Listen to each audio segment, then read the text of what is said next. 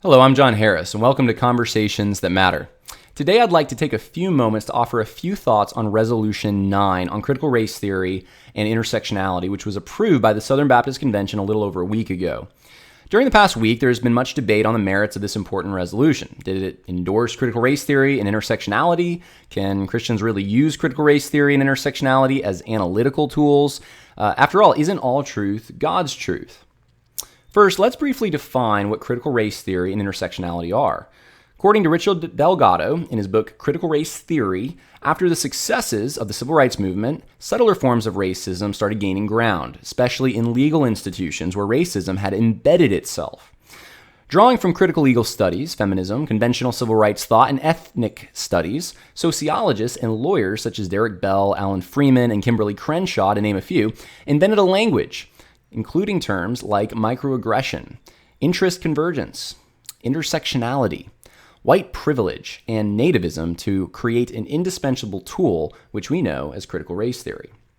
When compared with a Christian worldview, critical race theory assumes that legal cases should be decided according to group identity instead of equality before the law, that biblical hierarchy is oppressive, and that children should pay for the sins of their parents, and that it is morally imperative to decenter majority cultures. The Bible is clear. Exodus 23:3 says, "Nor shall you be partial to a poor man in his dispute." Ephesians 5:22 through 6:9 describes the differing responsibilities attached with the relationships of husbands and wives, parents and children, and slaves and masters. Deuteronomy 24:16 states, "Fathers shall not be put to death for their sons, nor shall sons be put to death for their fathers. Everyone shall be put to death for his own sin." Deuteronomy 15:15 says, "As for the assembly, there shall be one statute for you and for the alien who sojourns with you." As can be seen, equality before the law, hierarchy, personal responsibility, and the centering of certain standards of a majority culture are all biblical principles in direct conflict with the root assumptions of critical race theory's ethical framework. Critical race theory's epistemology is postmodern. Its metaphysic Marxist, and its mode of operation revolutionary. You will not find any of critical race theory's root assumptions in a Bible that assumes an objective truth unable to be manipulated by human power, and the primary human identity being a separation between righteous and ungodly rather than the oppressors and the oppressed. Jesus may as well have told all human powers that they did not have the power to determine truth when he exclaimed to Pontius Pilate that he was the truth. The Apostle Paul may as well have told all Christian slaves that their identity was not to be found in their subjugation when he told the slaveholder Onesimus to consider Philemon no longer as a slave, but more than a slave, a beloved brother.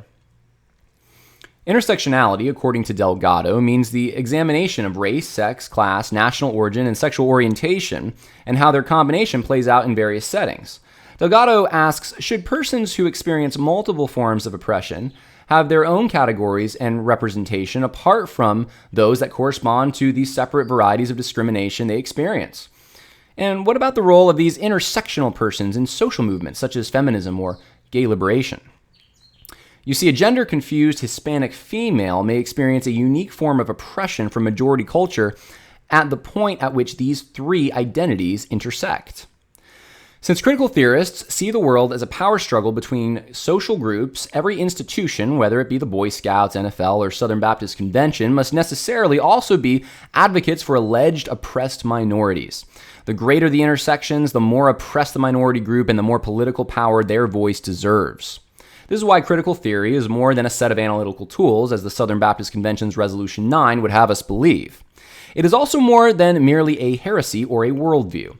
It is the latest repackaging of a secular humanist religion, complete with an original sin, law, conversion experience, sacraments, priest, holy books, and future reward.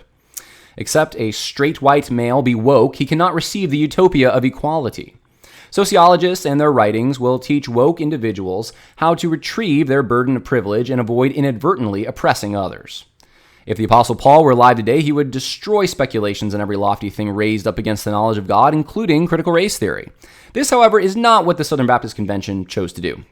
Resolution 9 claims that critical race theory and intersectionality have been appropriated by individuals with worldviews that are contrary to the Christian faith. This would be like saying the Book of Mormon has been appropriated by Joseph Smith, or the origin of species has been appropriated by Darwinists. The use of the word appropriate detaches the false religion from its source and insinuates the compatibility of this false religion with individuals with worldviews in keeping with the Christian faith, a possibility sure to land those individuals in syncretism. Indeed, the resolution goes on to state that evangelical scholars who affirm the authority and sufficiency of Scripture have employed selective insights from critical race theory and intersectionality to understand multifaceted social dynamics.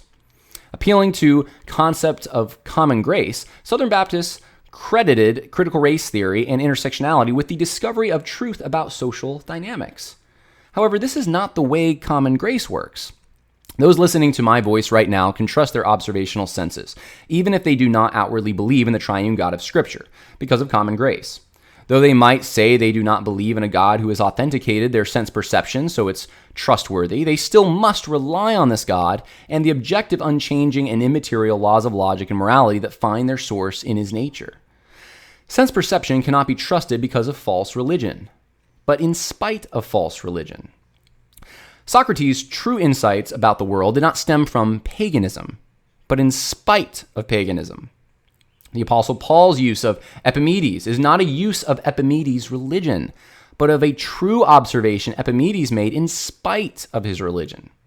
Paul did not adopt tools from false religions, just the true observations of men who access natural revelation despite their false religions. This is consistent with Paul's teaching in Romans 1:19 through 20 and Colossians 1:2 through 3. Some may object that certain questions arising from critical race theory and intersectionality can lead to the acquisition of true data. Thus, these ideologies are necessary prerequisites of discovery. For example, a pastor may find a study helpful that exposes certain struggles common to a particular social group, such as suburban black females. By definition, intersectionality assumes these problems are the negative effect of systemic oppression by the majority and seeks to rectify this oppression through political action that punishes the privileged. The problem with this is that the court of intersectionality assumes the plaintiff's disadvantage in proof of systematic oppression by a guilty majority demographic. At the root, intersectionality is driven by an ethic completely opposed to the biblical concept of blind justice before the law. In biblical justice, human government is only authorized to punish action and known intent. Heart motives belong to God. In intersectionality, motives are simply attached based on social grouping. Intersectionality is not striving to give handicap spaces to those clearly disadvantaged by nature. Instead, it seeks to tear down all human hierarchy blamed for unequal distribution of privilege, until all that's left is a political court of justice, or, in the common parlance, Big Brother. Just like Freudian psychologists can conduct studies that give us data, Christians should not be positively using the tools or insights that come from a Freudian anthropology to analyze this data and arrive at truth. Similarly, neither should Christians use the tools or insights that come from intersectional sociology to arrive at truth. Resolution 9 also states that critical race theory and intersectionality alone are insufficient to diagnose and redress the root causes of the social ills.